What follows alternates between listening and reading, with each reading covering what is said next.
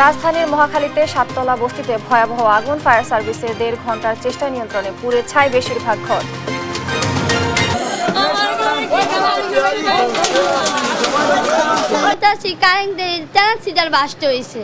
Bast হওয়ার পরে দিয়া এই 2:30টার দিকে শব্দ পাইতেছি আগুন লাগছে আগুন লাগছে।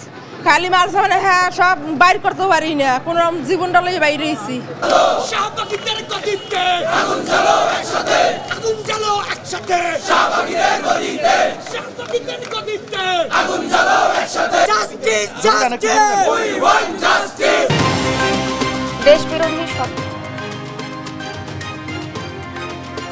দেশবিরোধী ষড়যন্ত্রের প্রতিবাদে মধ্যরাতে উত্তাল ঢাকা বিশ্ববিদ্যালয় গণজাগরণ তাদেরকে বিচারের আওতায় আনতে হবে এবং যে কুখ্যাত সন্ত্রাসী লাকি আক্তার আজকে ওখানে পুলিশ আমার নেতৃত্ব দিয়েছে তাকে অনতিবিলম্বে গ্রেফতার করতে হবে।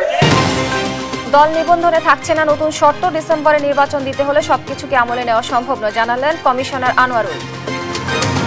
শিডিউল ডিক্লারের কয়েকদিন আগে এসে একজন আবেদন করলেন যে আমি নিবন্ধন চাই, তখন দেখা যাবে যে সময়ের স্বল্পতার কারণে তিনি তার রেজাল্টটা পাবেন না, আমরাও দিতে পারব। কুষ্টিয়ায় চালের দাম কেজিতে বেড়েছে 2 থেকে 3 টাকা। সংকট বোতলজাত সয়াবিনেরও বিপাকে ভোক্তারা, দ্রুত সংকট নিরসনের দাবি। মেহেরপুরে কোনোভাবেই বন্ধ হচ্ছে না তামাক চাষ, কোম্পানির প্রণোদনায় প্রলুব্ধ হচ্ছে চাষিরা, নীরব স্থানীয় কৃষি বিভাগ। পাকিস্তানের বেলুচিস্তানে ট্রেনে সন্ত্রাসীদের হাতে জিম্মি, 104 জনকে উদ্ধার, সেনাবাহিনীর অভিযানে 16 জঙ্গি নিহত, বাকিদের উদ্ধারে রয়েছে তৎপরতা। দেখছিলেন শিরোনাম সংবাদ সকালে, সঙ্গে আছে আমি স্নিগ্ধা খান। এবার বিস্তারিত। সেহরির সময় মহাখালী সাততলা বস্তিতে ভয়াবহ আগুন লাগে। পরে ফায়ার সার্ভিসের 8টি ইউনিটের 1.5 ঘন্টা চেষ্টায় আগুন নিয়ন্ত্রণে আসে। তার আগেই পুড়ে যায় বস্তিটির বেশিরভাগ ঘর। তবে ঠিক কী কারণে আগুনের সূত্রপাত তার কিছুই জানা যায়নি এখনো। এই ঘটনায় শেষ সম্বল হারিয়ে নিঃস্ব হয়েছে অনেকে। বিস্তারিত জানাচ্ছেন ফাহিম ইউসুফ।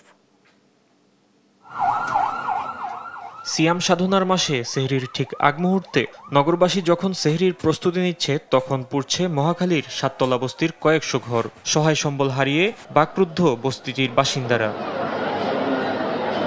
প্রত্যক্ষদর্শীরা জানায়, রাত প্রায় 3:30টায় সাততলা বস্তিতে আগুন লাগে। মুহূর্তেই আগুনের লেলিহান পুরো বস্তিতে ছড়িয়ে পড়ে। খবর পেয়ে তেজগাঁও ফায়ার স্টেশনের একটি ইউনিট ঘটনাস্থলে গিয়ে আগুন নিয়ন্ত্রণে কাজ শুরু করে। পরে একে একে আরও 7টি ইউনিট যোগ দেয়। প্রায় 1.5 ঘন্টার চেষ্টায় আগুন নিয়ন্ত্রণে আসে। এখানে ঢুকার রাস্তাঘাট খুবই সরু, যেখান দিয়ে আমাদের গাড়িগুলো ঢুকতেছে না। তো 12টি ইউনিটের মধ্যে 8টা ইউনিট আমাদের এখানে কাজ করেছে, আর 4টে ইউনিটকে আমরা স্ট্যান্ড বাই রেখেছি। আমরা এখনো আহত বা নিহতর কোনো মেসেজ পাই নাই। আর ক্ষয়ক্ষতি যেটা বলতে আমরা এক একজনের কাছে এক এক রকম তথ্য পাচ্ছি, বাট এটা তদন্ত কমিটি হবে, তদন্ত কমিটি অ্যাকচুয়াল তথ্য বের করতে পারবে। তবে ঠিক কী কারণে আগুনের সূত্রপাত সে সম্পর্কে কিছুই বলতে পারেনি সেখানকার বাসিন্দারা। এই 2:30টার দিকে শব্দ পাইতেছি আগুন লাগছে আগুন লাগছে, এরপর উন্মাল করে সবাই বাইরে হইতেছে। যেখানে আগুনের সূত্রপাত ওই কাছেই একটা মিটার রুম আছে, মিটার রুমের উপরে আবার ট্রান্সফরমার আছে, বড় ট্রান্সফরমার। এইসব বিষয়গুলো তো আমরা বুঝি না আসলে, বাট ওইখানে বিশাল বড় একটা ব্লাস্ট হয়েছে, যেটার কারণে আগুনটা আরো বেড়ে গেছে। কিন্তু ভাই, আকস্মিক এই অগ্নিকাণ্ডে নিজেদের ঘর থেকে সরাতে পারেনি কোনো মালামাল। শূন্য হাতে জীবন নিয়ে বের হন তারা। ওই কোনায় আপনার দাও দাও করে আগুন জ্বলতেছে, আপনার একবারে 5 মিনিটের মধ্যে আপনার প্রায় 200-300 ঘর একদম পুড়ে গেছে। ঘটনা কিভাবে জানি না, আমরা কিছু ঘুমাইয়া ভাত খাই তোর মুহূর্তে শুনি যে আগুন আর আগুন, কিভাবে কি লাগছে না লাগছে কইতে পারি না। এই ঘটনায় সাততলা বস্তির পুড়ে গেছে বেশিরভাগ ঘর। ফাহিম ইউসুফ, দেশ টিভি, ঢাকা। পুলিশের উপর হামলা এবং ফ্যাসিবাদী দোসরদের গ্রেফতারের দাবিতে মধ্যরাতে উত্তাল ঢাকা বিশ্ববিদ্যালয়। মঙ্গলবার মধ্যরাতে ঢাকা বিশ্ববিদ্যালয়ের হলপাড়া থেকে মিছিল নিয়ে বের হন শিক্ষার্থীরা। এ সময় তারা 2013 সালে গণজাগরণ মঞ্চের মুখপাত্র লাকি আক্তারকে পুলিশের উপর হামলার মূল ব্যক্তি ও ফ্যাসিবাদের দোসর উল্লেখ করে তাকে গ্রেফতারের দাবি জানান বিক্ষোভকারীরা। এছাড়া এই ঘটনায় জড়িত অন্যান্যদের গ্রেফতারের দাবি করেন শিক্ষার্থীরা। মিছিলটি হলপাড়া থেকে বেরিয়ে টিএসসির ঘুরে শাহবাগে গিয়ে শেষ হয়। তাদের দাবি, মঙ্গলবার বিকেলে ধর্ষণ বিরোধী পদযাত্রার নামে পুলিশের উপর হামলা চালানো হয়। এতে রমনা বিভাগের সহকারী কমিশনার আব্দুল্লাহ আল মামুন, উপপুলিশ কমিশনার মোহাম্মদ মাসুদ আলম, 2 নারী পুলিশ সদস্য এবং 3 জন পুরুষ কনস্টেবল আহত হন। জাতিসংঘের মহাসচিব আসার আগে কোন কোলাঙ্গাররা কোন উদ্দেশ্য নিয়ে দেশকে অস্থিতিশীল করার চেষ্টা মানুষকে দেখাচ্ছে যে বাংলাদেশ ভালো নেই। কারা চাচ্ছে আমরা চাই তাদের মুখ সম্মোচন করা হোক। ওই লাকি আক্তাররা তারা হচ্ছে গণজাগরণের মঞ্চ তৈরি করে এই বাংলাদেশে যে বিচারহীনতা সংস্কৃতি সেটা তৈরি করেছিল।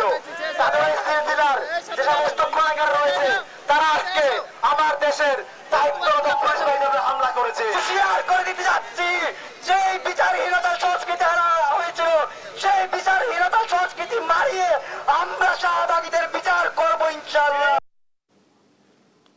নারীর প্রতি সহিংসতা, ধর্ষণ এবং নির্যাতনের প্রতিবাদে সোচ্চার শিক্ষার্থী সহ সব শ্রেণী পেশার মানুষ দোষীদের সর্বোচ্চ শাস্তি নিশ্চিতের দাবিতে শাহবাগে অবস্থান কর্মসূচি পালন করে শিক্ষার্থীরা। একই দাবিতে ঢাকা বিশ্ববিদ্যালয়ে মানববন্ধন করছে বিএনপিপন্থী শিক্ষকরা। এদিকে সড়কে বিশৃঙ্খলা ও পুলিশের উপর হামলার অভিযোগে লাঠিচার্জ করে গণপদযাত্রা পণ্ড করে দিয়েছে পুলিশ। তাইফুল ইসলাম তুহিন ও হাসান মাহমুদের সহায়তায় মোহাম্মদ সাকিবের রিপোর্ট। দেশের সাম্প্রতিক ধর্ষণ ও সহিংসতার বিচার আইন যুগোপযোগী করা, স্বরাষ্ট্র উপদেষ্টার পদত্যাগ সহ ৯ দফা দাবিতে প্রধান উপদেষ্টার কার্যালয় অভিমুখে পদযাত্রা করে ধর্ষণ ও নিপীড়নের বিরুদ্ধে বাংলাদেশ সংগঠন। শাহবাগের হোটেল ইন্টারকন্টিনেন্টালের সামনে তাদের বাধা দেয় পুলিশ। ব্যারিকেড ভেঙে সামনে যেতে চাইলে তাদের সঙ্গে হাতাহাতিতে জড়ায় বিক্ষোভকারীরা। এতে বেশ কয়েকজন শিক্ষার্থী ও পুলিশ আহত হয়। পরে সেখানেই অবস্থান নিয়ে বিক্ষোভ করে শিক্ষার্থীরা। তাদের দাবি, ধর্ষকদের আইনের আওতায় আনতে না পারলেও প্রতিবাদকারীদের উপর হামলা করেছে পুলিশ। পুলিশ যারা নিপীড়কদের ধরতে পারে না, ছিনতাইকারী ধরতে পারে না, মব বাঁচাইতে পারে না, ওই পুলিশ এসে আমাদের মারছে। এই পুলিশ ধর্ষকদের শাস্তি দিতে পারে না, এই পুলিশ নিপীড়কদের শাস্তি দিতে পারে না, এই পুলিশ সাম্প্রদায়িকতার বিরুদ্ধে দাঁড়াইতে পারে না। এই পুলিশ দাঁড়ায় যখন এই দেশের জনমানুষ ন্যায্যতার পক্ষে আন্দোলন করে তখন গলা টিপে ধরতে এই পুলিশ দাঁড়ায়। পুলিশ আজকে এটাই প্রমাণ করলো যে এই পুলিশ ধর্ষকের পুলিশ, এই পুলিশ নিপীড়কের পুলিশ। আর পুলিশ বলছে মিছিলকারীদের প্রতিনিধি দলকে প্রধান উপদেষ্টার কার্যালয়ে নিতে চাইলেও তাদের উপর বিনা উস্কানিতে হামলা চালানো হয়। প্রতিনিধি পাঠাবো এই কথা বলার পরে তারা কিছু রাজি হয়েছে একটা পক্ষ, আর একটা পক্ষ এরা ব্যারিকেড ভাঙবেই কোনোভাবে, কিন্তু তাদেরকে আমরা লাঠিচার্জ বা কিছু করার কোনো সুযোগ আমাদের ছিল না, আমরা করিও নাই। আমরা কিন্তু লাঠি আমাদের হাতেও নাই, কিচ্ছু নাই, আমি কিন্তু খালি হাতে আছি। তো এই অবস্থার প্রেক্ষিতে পরে ওনাদেরকে আমি নিবৃত্ত করার চেষ্টা করি, কিন্তু তারপরে আমাদের ৭-৮ জন আজকে আহত হয়েছে। এদিকে ধর্ষণ নিপীড়নের প্রতিবাদে শাহবাগে ছোট ছোট মিছিল নিয়ে জড়ো হয় রাজধানীর ৩০টি কলেজের শিক্ষার্থীরা। এই সময় পরিস্থিতি নিয়ন্ত্রণে ব্যবস্থা নিতে না পারলে স্বরাষ্ট্র উপদেষ্টাকে পদত্যাগের আহ্বান জানান তারা। আমাদের সর্বপ্রধান দাবি হচ্ছে ধর্ষককে জনসম্মুখে মৃত্যুদণ্ড করা আর ৩০ কার্য দিবসের মধ্যে বিচার ব্যবস্থা সম্পন্ন করা। আমাদের একটাই দাবি, ধর্ষকের ফাঁসি চাই। নারীর প্রতি সহিংসতা বন্ধের দাবিতে ঢাকা বিশ্ববিদ্যালয়ে মানববন্ধন করেছে বিএনপিপন্থী শিক্ষকদের সংগঠন সাদা দল। মঙ্গলবার সকালে বিশ্ববিদ্যালয়ের অপরাজেয় বাংলার পাদদেশে মানববন্ধন করেন তারা। মোহাম্মদ সাকিব, দেশ টিভি, ঢাকা।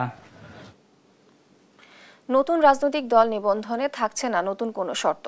তবে পুরানো শর্ত শিথিলে সরকার কমিশন সুপারিশ করলেও তা আমলে নেয়নি নির্বাচন কমিশন। ডিসেম্বরে নির্বাচন দিতে হলে সবকিছুকে আমলে নেওয়া সম্ভব নয় বলে জানিয়েছেন নির্বাচন কমিশনার আনোয়ারুল ইসলাম সরকার। দেশ টিভিকে একান্ত সাক্ষাৎকারে তিনি এসব কথা বলেন। শিউলি রায়ের রিপোর্ট, ক্যামেরায় ছিলেন মনিরুল ইসলাম। ডিসেম্বরে জাতীয় সংসদ নির্বাচন, তাই নতুন রাজনৈতিক দল নিবন্ধনের জন্য গণবিজ্ঞপ্তি প্রকাশ করেছে নির্বাচন কমিশন। আবেদনের শেষ সময় ধার্য করা হয়েছে ২০ এপ্রিল। এর মধ্যে যারা নিবন্ধনের আবেদন করবে তাদের জন্য থাকছে না নতুন কোনো শর্ত। আগামী ২০ এপ্রিল ২০২৫ তারিখ পর্যন্ত নির্ধারিত শর্ত পূরণ করে আমাদের কাছে আবেদন করবেন, আমরা সেটা পর্যালোচনা করব এবং তার পরবর্তীতে যে নিবন্ধন প্রক্রিয়া আছে সেটা সম্পন্ন করব। কোনো পরিবর্তন নেই। এর আগে যে বিধিগত ব্যবস্থাগুলো ছিল যে ১/৩ জেলা পর্যায়ের, ১০০টা উপজেলা পর্যায়ে এবং অন্যান্য যে শর্তগুলো আছে সেটা বিজ্ঞপ্তিতেও এটা দেওয়া আছে। নতুন কোনো শর্ত এখানে আলাপ করা হয়নি, কোনো শর্ত শিথিলও করা হয়নি। তবে পুরনো শর্ত শিথিলে নির্বাচন সংস্কার কমিশন সুপারিশ করলেও তা আমলে নেয়নি নির্বাচন কমিশন। তারা বলছে ডিসেম্বরে নির্বাচন, তাই নতুন দল নিবন্ধন সহ সব কার্যক্রম শেষ করতে হবে দ্রুততার সাথে। ট্র্যাডিশনালি জারি করে থাকি, কারণটা হচ্ছে যে সব সময় যদি রাজনৈতিক দল নিবন্ধনের আবেদন করে দেখা যাবে যে শিডিউল ডিক্লারের কয়েকদিন আগে এসে একজন আবেদন করলেন যে আমি নিবন্ধন চাই, তখন দেখা যাবে যে সময়ের স্বল্পতার কারণে তিনি তার রেজাল্টটা পাবেন না, আমরাও দিতে পারব না। সেজন্য একটা ডেডলাইন ধরে আমরা একটা বিজ্ঞপ্তি দিয়ে থাকি, যাতে রাজনৈতিক দল যারা নিবন্ধন চাবেন তারাও একটি সময়সীমার ভিতরে তাদের প্রস্তুতি নিয়ে সঠিকভাবে একটা আবেদন করার সুযোগ পান। সেই অর্থেই বিজ্ঞপ্তিটা জারি করা। তবে নতুন করে নিবন্ধন নেয়ার তালিকায় সবথেকে আলোচনায় আছে ছাত্রদের নতুন রাজনৈতিক দল জাতীয় নাগরিক পার্টি এনসিপি। দলটির জ্যেষ্ঠ যুগ্ম আহ্বায়ক সামান্তা শারমিন বলেন, আগামী নির্বাচন যেন কোনোভাবে প্রশ্নবিদ্ধ না হয় সেই ব্যাপারে তৎপর থাকবে তারা।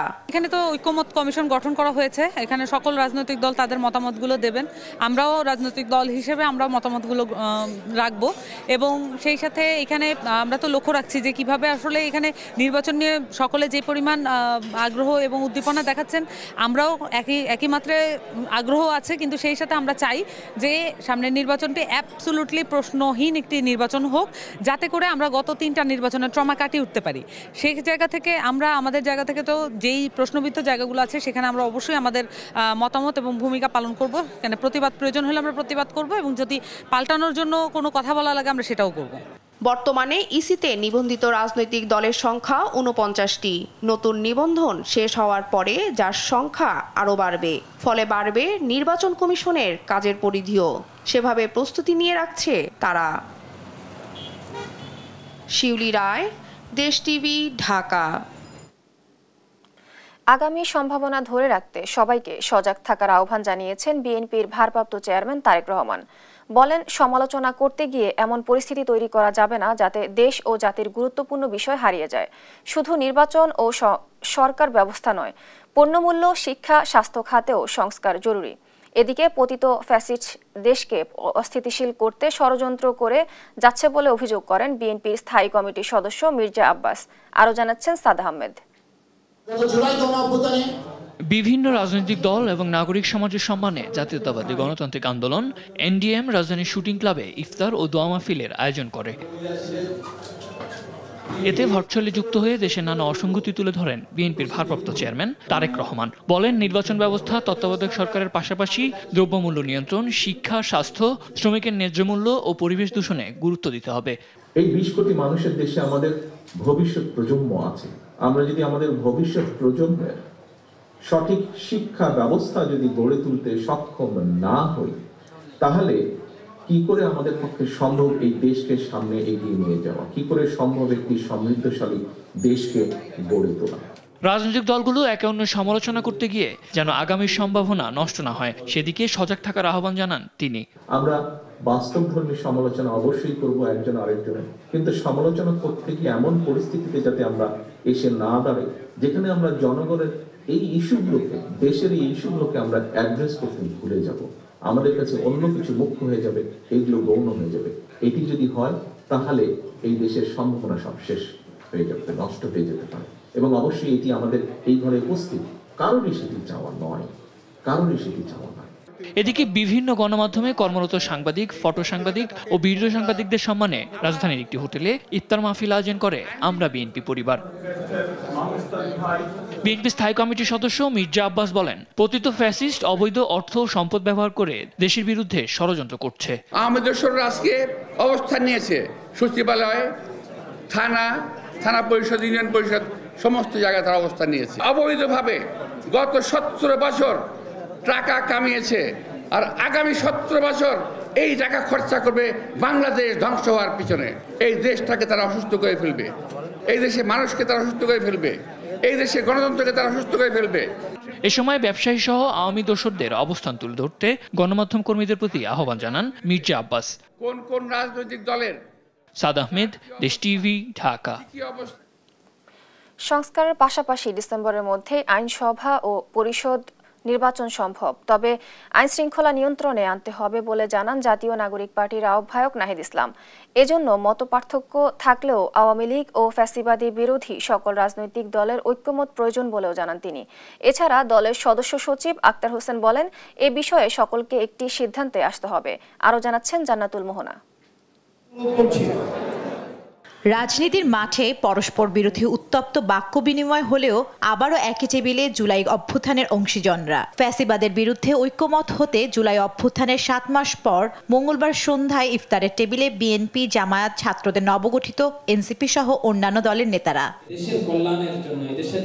মঙ্গলবার রাজধানীর এক হোটেলে ফ্যাসিবাদ বিরোধী রাজনীতিবিদ, পেশাজীবী, অ্যাক্টিভিস্ট, ওলামায়ে কেরাম ও বিশিষ্ট নাগরিকদের সম্মানে ইফতার অনুষ্ঠান আয়োজন করে তরুণদের নতুন দল এনসিপি। এ সময় দলের সদস্য সচিব আক্তার হোসেন জানান, আওয়ামী লীগের বিরুদ্ধে সবাইকে একই ছাদের নিচে আসতে হবে। যারা জুলাই এবং আগস্টের অভ্যুত্থানের সময়কালে নারকীয় নরহত্যা চাপিয়ে দিয়েছে, মানবতা বিরোধী অপরাধ করেছে, সে আওয়ামী লীগের বিরুদ্ধে আজকের এই ইফতার মাহফিলে আসা প্রত্যেক ফ্যাসিবাদ বিরোধী রাজনৈতিক পক্ষকে একমত হয়ে একটি সিদ্ধান্ত গ্রহণ করবার অনুরোধ জানাচ্ছি। সংস্কার শেষে নির্ধারিত সময়ে একই সাথে আইনসভা ও গণপরিষদ নির্বাচন সম্ভব বলে জানান দলের আহ্বায়ক নাহিদ ইসলাম। যে সামনে নির্বাচনটা একই সাথে আইনসভা এবং একই সাথে গণপরিষদ নির্বাচন করা সম্ভব এবং এর মাধ্যমে একটি নতুন সংবিধান এবং নতুন করে আমরা গণতন্ত্রের পথে উত্তরণ করতে পারবো। সরকার যে নির্ধারিত সময় দিয়েছে সেই নির্ধারিত সময়ের মধ্যেই এই সকল কার্যক্রম করে নির্বাচনের দিকে যাওয়া সম্ভব, কিন্তু নির্বাচনের আগে অবশ্যই আইন শৃঙ্খলার পরিস্থিতির উত্তরণ ঘটতে হবে। নাহিদ অভিযোগ করেন, বাংলাদেশ বিরোধী শক্তিরা এখনো ষড়যন্ত্র চালিয়ে যাচ্ছে। বিচারের মাধ্যমে আওয়ামী লীগের ফয়সালা করা জরুরি। মাফিয়া, লুটেরা, ব্যবসায়িক শ্রেণী ও ষড়যন্ত্রকারী নানান বৈদেশিক শক্তিকে সুযোগ করে দিতে পারে। বিচারের মাধ্যমে আমরা আওয়ামী লীগের রাজনৈতিক ফয়সালা করতে চাই। তবে নির্বাচনের আগে আইন শৃঙ্খলা পরিস্থিতি স্বাভাবিক করতে সরকারকে আহ্বান জানান তিনি। জান্নাতুল মোহনা, দেশ টিভি, ঢাকা। দুর্নীতির অভিযোগে সাবেক প্রধানমন্ত্রী শেখ হাসিনা ও তার পরিবার সংশ্লিষ্ট প্রতিষ্ঠানের 124টি ব্যাংক হিসাবে প্রায় 635 কোটি টাকা জব্দ করেছে দুর্নীতি দমন কমিশন। এর মধ্যে শেখ হাসিনার 2 সন্তান সজীব ওয়াজেদ জয় ও সাইমা জাহান পুতুল, বোন শেখ রেহানা ও তার 2 সন্তান ব্রিটিশ এমপি মেয়ে টিউলিপ সিদ্দিক ও ছেলে রাদওয়ান মুজিব সিদ্দিক ববির 7টি স্থাবর সম্পদও রয়েছে। এছাড়া 1128 কোটি টাকা আত্মসাৎ ও পাচারের অভিযোগে 12টি রিক্রুটিং এজেন্সির বিরুদ্ধে মামলা করেছে দুদক। আরও জানাচ্ছেন আলিমুজ্জামান সাফওয়ান। শেখ হাসিনা ও তার পরিবারের পূর্বাঞ্চলে প্লট দুর্নীতির আইনি কার্যক্রমের মধ্যেই তাদের আরও বেশ কিছু স্থাবর সম্পদ এবং 124টি ব্যাংক হিসাব জব্দ করেছে দুর্নীতি দমন কমিশন। দুদকের তথ্য বলছে, সজীব ওয়াজেদ জয় ও সাইমা ওয়াজেদ পুতুলের ধানমন্ডি 6 নম্বর রোডে 16 কাঠা জমি সহ সুধা সদন নামের বাড়ি, শেখ রেহানার গাজীপুরের কালিয়াকরে দুদাগে 9.60% জমি এবং সেগুনবাগিচায় একটি ফ্ল্যাট, ব্রিটিশ এমপি টিউলিপ সিদ্দিকের গুলশানের 71 নম্বর রোডের ফ্ল্যাট এবং রাদওয়ান মুজিব সিদ্দিক ববির গুলশান নিকেতনে ইস্টার্ন হাউজিংয়ে 2টি জমি সহ ফ্ল্যাট জব্দ করা হয়েছে। একই সঙ্গে শেখ হাসিনার 17টি সহ তার পরিবার এবং Bangabandhu Sheikh Mujibur Rahman Memorial trust, CRI, সূচনা ফাউন্ডেশন সহ সংশ্লিষ্ট বেশ কয়েকটি প্রতিষ্ঠানের 124টি ব্যাংক হিসাবে প্রায় 635 কোটি টাকা জব্দ করেছে দুদক। জনাব শেখ হাসিনা, সাবেক প্রধানমন্ত্রী, গণপ্রজাতন্ত্রী বাংলাদেশ সরকার, তার ছেলে জনাব সজীব আহমেদ ওয়াজেদ জয়, তার মেয়ে সাইমা ওয়াজেদ, তার ছোট বোন জনাব রেহানা সিদ্দিক এবং তাদের স্বার্থ সংশ্লিষ্ট এই 124টি অ্যাকাউন্টে 635 কোটি 14 লাখ বিজ্ঞ আদালত থেকে সে বিষয়ে অবরুদ্ধকরণের আদেশ প্রদান করা হয়েছে। এছাড়া শেখ হাসিনা, জয় পুতুল, শেখ রেহানা, টিউলিপ, আজমিনা সিদ্দিক ও ববির বিদেশ যাত্রায় নিষেধাজ্ঞা দিয়েছে আদালত। এদিকে মালয়েশিয়ায় শ্রমিক পাঠিয়ে সাধারণ মানুষের 1128 কোটি টাকা আত্মসাৎ ও পাচারের অভিযোগে 12টি রিক্রুটিং এজেন্সির বিরুদ্ধে মানি লন্ডারিং আইনে মামলা করেছে দুদক। পরস্পর যোগসাজশে অপরাধজনক বিশ্বাসভঙ্গের মাধ্যমে অসৎ উদ্দেশ্যে সরকারি ক্ষমতার অপব্যবহার করে সাবেক মন্ত্রী, সংসদ সদস্য, উপজেলা চেয়ারম্যান, কাউন্সিলর হিসাবে দায়িত্ব পালনকালে নির্ধারিত ফির অতিরিক্ত অর্থ গ্রহণপূর্বক আত্মসাৎ, 12টি রিক্রুটিং এজেন্সির বিরুদ্ধে 12টি মামলা রুজুর সিদ্ধান্ত গৃহীত হয়েছে। এসব এজেন্সির মালিক বেশিরভাগই আওয়ামী লীগ সরকারের এমপি মন্ত্রী সহ প্রভাবশালীরা, যার মধ্যে অন্যতম সাবেক অর্থমন্ত্রী লোটাস কামাল ও তার মেয়ে নাফিসা কামাল, ফেনী 2 আসনের সাবেক এমপি নিজামুদ্দিন হাজারী সহ অনেকেই। আলিমুজ্জামান সাফওয়ান, দেশ টিভি, ঢাকা। রমজানমুখী পণ্যের দামের ঊর্ধ্বমুখী মধ্যে এবার কুষ্টিয়ায় বাড়ল চালের দাম। সব ধরনের চাল কেজি প্রতি 2 থেকে 3 টাকা বেড়েছে। সংকট রয়েছে বোতলজাত সয়াবিন তেলেরও। ফলে ভোক্তারা পড়েছে চরম বেকায়দায়। দ্রুত সংকট নিরসন সহ বাজার নিয়ন্ত্রণের দাবি সাধারণ ভোক্তাদের। ইফরান রানার ক্যামেরায় কুষ্টিয়া থেকে নাহিদ হাসান তিতাসের রিপোর্ট। স্বাভাবিকভাবে রমজানে চাহিদা কম থাকায় নিম্নমুখী থাকে চালের বাজার। তবে এবছর একেবারেই তা ব্যতিক্রম। দাম কমাতো দূরের কথা, উল্টো রমজানের প্রথম সপ্তাহ থেকে কুষ্টিয়ার বাজারগুলোতে সব ধরনের চালের দাম বেড়েছে কেজি প্রতি 2 থেকে 3 টাকা। সরু মিনিকেট চাল কেজিতে 3 টাকা বেড়ে বিক্রি হচ্ছে 80 থেকে 81 টাকায়। কেজিতে 2 থেকে 3 টাকা করে বেড়েছে কাজললতা ও মোটা আটাশ চালের দামও। এছাড়াও সব ধরনের রমজানমুখী পণ্যের দামও ঊর্ধ্বমুখী। তীব্র সংকট দেখা দিয়েছে বাজারে বোতলজাত সয়াবিন তেলেরও। রমজানের শুরু থেকে আমরা এখন পর্যন্ত তেল ওইভাবে পাচ্ছি না। আমাদের এখন তেলের চাহিদা হচ্ছে 5 গ্রাম, সেটা আমাদের 1 গ্রাম তো 1 সপ্তাহ ধরে। বেগুন বিক্রি হচ্ছে 60 থেকে 70 টাকা কেজি। শসা বিক্রি হচ্ছে হাইব্রিডটা 40 টাকা কেজি, দেশিটা 50 থেকে 60 টাকা কেজি। আর লেবুর দামটা বাড়ছে 40 টাকা হালি একটা বিক্রি হচ্ছে, এটা আর ওই পাশে একটা আছে 50 টাকা হালি। এদিকে রমজানমুখী পণ্যের দামের ঊর্ধ্বগতির মধ্যেই নতুন করে চালের দাম বাড়াই ক্ষুব্ধ সাধারণ ভোক্তারা পড়েছেন চরম বিপাকে। দ্রুত সংকট নিরসন সহ বাজার নিয়ন্ত্রণের দাবি তাদের। চাল ছিল 1620 টাকা 50 টাকা বস্তা, গোল্ডেন মিনিকেট চাল, সেই চাল এখন খাইতেছে 2000 টাকা বস্তা। প্রত্যেকটা বাজারে যদি প্রশাসনের লোক থাকে তো এমনিতেই নিয়ন্ত্রণ আসবে। রমজান মাসের উপলক্ষে দাম বেশি না, এর আগের তুলনায় কেন দাম বেশি হচ্ছে এটা আপনাদের দেখা উচিত, তদারকি করা উচিত। আর জেলা প্রশাসক বলছেন, বাজারে দ্রব্যের দাম বৃদ্ধির পেছনে কাজ করছে অদৃশ্য শক্তি, যা খুঁজে পাচ্ছেন না তারা। তবে নিয়মিতই বাজার তদারকি করছেন বলে জানান তিনি। অদৃশ্য কিছু হাত আছে যেগুলিকে আমরা মানে সত্যিকার অর্থে খুঁজে পাচ্ছি না প্র্যাকটিক্যালি, সে কারণে কিছু সমস্যা তো আছেই। সেগুলো যদি আমরা ধরতে পারি তাহলে এটা আমার মনে হয় যে খুব সহজেই সমাধান করা যাবে। রমজানে যখন মধ্যপ্রাচ্যের বিভিন্ন দেশে ব্যবসায়ীরা নামে দ্রব্যের দাম কমানোর প্রতিযোগিতায়, তখন বাংলাদেশের ব্যবসায়ীরা নামে অধিক মুনাফা লুটতে। তাই এসব মুনাফালোভী ব্যবসায়ীদের বিরুদ্ধে কঠোর পদক্ষেপের দাবি সাধারণ ভোক্তাদের। নাহিদ হাসান তিতাস, দেশ টিভি, কুষ্টিয়া। তামাক চাষে কৃষকদের নিরুৎসাহিত করা হলেও মেহেরপুরে কোনোভাবেই বন্ধ হচ্ছে না তামাকের উৎপাদন ও বিপণন। বিভিন্ন কোম্পানির প্রচারণায় ও প্রণোদনায় প্রলুব্ধ হয়ে তামাক চাষের ঝুঁকছেন চাষিরা। পরিবেশ ও জনস্বাস্থ্যের জন্য ক্ষতিকর হলেও এই তামাক চাষ কোনো উদ্যোগ নেই স্থানীয় কৃষি বিভাগের। মেহেরপুর থেকে আক্তারুজ্জামানের তথ্য ও ছবিতে জানাচ্ছেন আব্দুল্লাহ আল মারুফ। বিস্তীর্ণ এলাকা জুড়ে এই সবুজ সমাহার কোনো সবজি কিংবা ফলমূলের নয়। পরিচর্যায় ব্যস্ত কৃষক যত্ন নিচ্ছেন বিষাক্ত তামাকের। সবজি সহ অন্য ফসলের ন্যায্য মূল্য না পেয়ে মেহেরপুরের কৃষকরা এভাবেই ঝুঁকে পড়ছেন তামাক চাষে। কৃষি বিভাগের তথ্য মতে জেলায় বর্তমানে 950 হেক্টর জমিতে চাষ হয়েছে তামাকের। যদিও তামাক বিরোধী সংগঠনগুলো বলছে এ সংখ্যা এর চেয়েও কয়েক গুণ বেশি। তামাক কোম্পানিগুলো নগদ অর্থ প্রণোদনা দিয়ে কৃষকদের প্রলুব্ধ করছেন। এই জেলাকে যদি সুন্দর রাখতে হয়, পরিবেশ যদি সুন্দর রাখতে হয়, তাহলে তামাক চাষ তুলে দেওয়ার কোনো বিকল্প নেই। চাষিরা বলছেন গেল 2 বছর সবজি, ধান, পাট সহ অন্য ফসলের দাম পাওয়া যায়নি। তাই লাভজনক হওয়ায় মাটি ও পরিবেশের ক্ষতি জেনেও তামাক চাষ করছেন তারা। নবাদ করতে গেলে লাভ হয় না, সার মাটি দেয় কোম্পানি, সার মাটি দেয়, এই সুবিধা পাই তাই তাকায় তামাক। মাটির যদিও ক্ষতি হয় তবু তো আমাদের বাঁচতে হবে, খেয়ে বাঁচতে হবে। আমরা এই লাভবানের নাকি এই তামাকের আবাদ আমরা করি। তামাক কোম্পানির লোকজন আইসি বিভিন্ন রকম পরামর্শ দেয়, সেই মোতাবেক আমরা কাজ করি। জেলার বিভিন্ন মাঠে ইতোমধ্যেই রোপণ করা হয়েছে তামাকের চারা। আবার কোথাও তামাক পাতা সেকার জন্য তোলা হচ্ছে চুল্লি। এসব চুল্লিতে বিভিন্ন ধরনের পলিথিন ও ঝুটকাপড় পুরানো হয়, ফলে বিকট গন্ধে বাতাস দূষিত হয়। তামাক চাষের জন্য কোম্পানিগুলো আগে থেকেই চাষিদের নগদ টাকা ও কীটনাশক সরবরাহ করে থাকে। কোম্পানির লোক ওই সার দেয়, এই করে 12-14 টাকা দেয়, ঘর তোলার টাকা দেয়। এই সমস্তগুলো আমার মাধ্যমে আমরা এইসব কাজগুলো করি। কোম্পানি কিছু চাষ খরচ দেয়, কিছু সার দেয়, কিছু তোমার ওই যে এখন ঘর তোলা কিছু টাকা দেয়, এইভাবে একটু দেয়। জেলা জুড়ে তামাক চাষের দৌরাত্ম্য বাড়লেও নিশ্চুপ স্থানীয় কৃষি বিভাগ। নিজেদের কর্মকাণ্ড নিয়ে কথা বলতেও রাজি হননি কৃষি বিভাগের এই কর্মকর্তা। সরকার পারে না বন্ধ করতে, এক কথায় কিন্তু কেন করে না?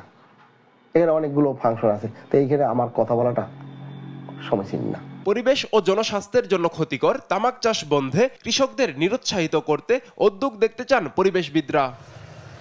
নিউজ ডেস্ক, দেশ টিভি। মুসলিম স্থাপত্য শৈলীর একটি অন্যান্য নিদর্শন সাতক্ষীরার প্রবাজপুর শাহী জামে মসজিদ। বাংলাদেশের সাংস্কৃতিক ঐতিহ্যের গুরুত্বপূর্ণ অংশ এটি, অথচ সুদৃষ্টির অভাবে ধ্বংসের দ্বারপ্রান্তে দাঁড়িয়েছে মসজিদটি। সহকর্মী শরীফুল্লাহ কায়সার সুমনের তথ্য ও ছবিতে আরও জানাচ্ছেন নাসরিন আক্তার। বাংলাদেশের সর্বদক্ষিণ পশ্চিম অঞ্চলের সাতক্ষীরা জেলার কালীগঞ্জ উপজেলায় প্রবাজপুর গ্রামে অবস্থিত প্রবাজপুর শাহী জামে মসজিদ। ১৬৯৩ খ্রিস্টাব্দে সম্রাট আওরঙ্গজেব শাসনামলে নির্মিত হয় এই মসজিদ। সম্রাটের ফৌজদার নবাব নুরুল্লাহ খাঁ মসজিদ নির্মাণে ৫০ বিঘা জমি দান করেন। মসজিদটি টাঙ্গাইলের আতিয়া জামে মসজিদ, নারায়ণগঞ্জের শাহী মসজিদের মতো এক গম্বুজ বিশিষ্ট। দৃষ্টিনন্দন এ মসজিদের বহির্বিভাগ দৈর্ঘ্যে ৫২ ফুট ৫ ইঞ্চি ও ৩৯ ফুট ৮ ইঞ্চি প্রশস্ত। মসজিদটির অভ্যন্তরে ২১ ফুট ৬ ইঞ্চির বর্গাকৃতির একটি নামাজের জায়গা আছে। মসজিদটিতে মোট ১০টা দরজা থাকলেও বর্তমানে দরজার নিচের অংশে পাতলা প্রাচীর নির্মাণ করে জানালার আকৃতি করা হয়েছে। ৩টি অলংকৃত মেহরাবও রয়েছে মসজিদটিতে। আমি পাবনা থেকে আসছি, এখানে শুনলাম যে খুব ঐতিহ্যবাহী মসজিদ, তাই নামাজ পড়তে আসলাম। এই মসজিদটা খুব সুন্দর। পরভেজ খান নামক একজন সৈনিক তার সৈন্যদের নামাজ পড়ার জন্য নাকি এই মসজিদ নির্মাণ করেছিল। যে এই মসজিদটা সংরক্ষণ হোক সরকারিভাবে, এবং এই মসজিদের আদলে আরেকটা এখানে মসজিদ বাড়ানো হোক, কারণ প্রতিনিয়ত এখানে মানুষজন আসতেছে নামাজ পড়তে, তো মুসল্লিদের জায়গার সংকট হয়ে যায়। শুধু পুকুরটা বাদে এর আশপাশ সম্পূর্ণ জমি আপনার বেদখল হয়ে আছে এবং এটা বর্তমানে হাইকোর্টে এটা কেস চলমান। সময়ের সঙ্গে সঙ্গে মসজিদটির অবকাঠামো ক্ষতিগ্রস্ত হয়েছে। প্রয়োজনীয় সংস্কারের অভাবে রয়েছে ধ্বংসের ঝুঁকিও। সত্ত্বেও আমরা এই মসজিদে যাতে সংস্কারের কাজ দ্রুত ত্বরান্বিত হয়, প্রত্নতত্ত্ব বিভাগ আমাদের দিকে এই নেক নজর করে। ইসলাম ঐতিহ্যের ধারক প্রবাজপুর মসজিদ রক্ষণাবেক্ষণ ও সংস্কারে দ্রুত উদ্যোগ নেওয়ার দাবি ধর্মপ্রাণ মুসল্লি ও এলাকাবাসীর। নিউজ ডেস্ক, দেশ টিভি।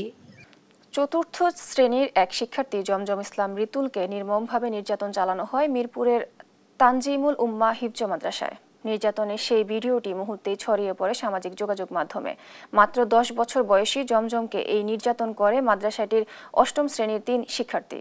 বিষয়টি প্রাথমিকভাবে মাদ্রাসা জানাজানি হলেও তা ধামাচাপা দেওয়ার চেষ্টা চালায় মাদ্রাসা কর্তৃপক্ষ। বিস্তারিত রাফিউল ইসলাম রাতুলের রিপোর্টে।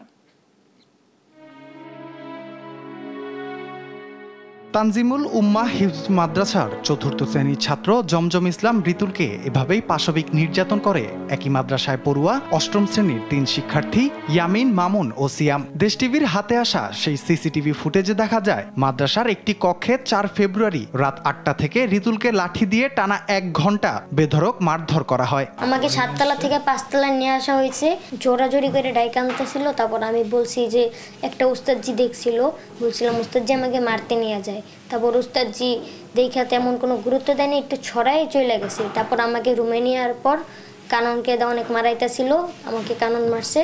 তারপর ওই মামুনরা এসে বলে তোর মায়ের ভাল লাগতেছে না, তুই কিভাবে মারস, কেমনে কি করস। তারপর ওরা এসে আমাকে ইচ্ছা মতো মারছে। ভুক্তভোগীর নির্যাতনের বিষয়টি জানতে পেরে পরিবারের সদস্যরা তাকে উদ্ধার করে দুটি বেসরকারি হাসপাতালে চিকিৎসা দেন। বিষয়টি প্রাথমিকভাবে মাদ্রাসায় জানাজানি হলেও তা ধামাচাপা দেওয়ার চেষ্টা চালায় মাদ্রাসা কর্তৃপক্ষ।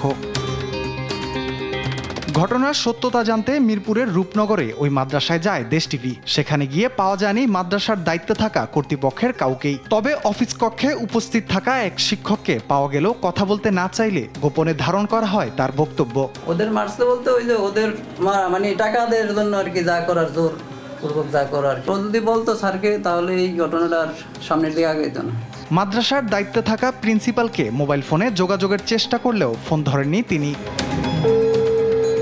এ ঘটনা ধামাচাপা দিতে ভুক্তভোগী রিতুলের পরিবারকে মাদ্রাসা কর্তৃপক্ষ হুমকি ধামকিও দিয়েছে বলে অভিযোগ তাদের। আমার বড় ভাইয়ের ভিসা নাকি বন্ধ করে দিবে, আমার বড় ভাই কিছু করতে পারবে না, আমার মেজু ভাইকে বলছে তোরে আমি দেখা নিমু, খারাপ খারাপ কমেন্ট মন্তব্য, আমার ভাই নাকি কুলাঙ্গার, এইসব ওনাদের ভাঙচুর করছে, এটার আমি বিচার চাই। রাফিউল ইসলাম রাতুল, দেশ টিভি, ঢাকা। যশোরে চোরাচালানিদের ধরতে ধাওয়া করার সময় দুর্ঘটনার কবলে পড়ে এক বিজিবি সদস্য নিহত হয়েছে। এ সময় আহত হয়েছে আরও এক বিজিবি সদস্য। মঙ্গলবার রাত ৮টার দিকে বেনাপোল পটুয়াখালী সীমান্তের বারোপোতা পুটখালী সড়কে এই দুর্ঘটনাটি ঘটে। বিজিবি জানায়, নিয়মিত টহল দলের সদস্যরা মোটরসাইকেলের জোরে চোরাচালানিদের ধাওয়া করলে দ্রুত গতির কারণে রাস্তার পাশে কালভার্টের সাথে ধাক্কা লেগে ২ বিজিবি সদস্য আহত হয়। তাদের উদ্ধার করে শাসা উপজেলা স্বাস্থ্য কেন্দ্রে নিয়ে গেলে কর্মরত চিকিৎসক বিজিবি সদস্য সিপাহী মোজাম্মেল হককে মৃত ঘোষণা করেন এবং তার সাথে থাকা হাবিলদার দেলোয়ারকে হোসেনকে গুরুতর আহত অবস্থায় যশোরে মেডিকেল কলেজ হাসপাতালে পাঠানো হয়েছে বলেও জানান বিজিবি।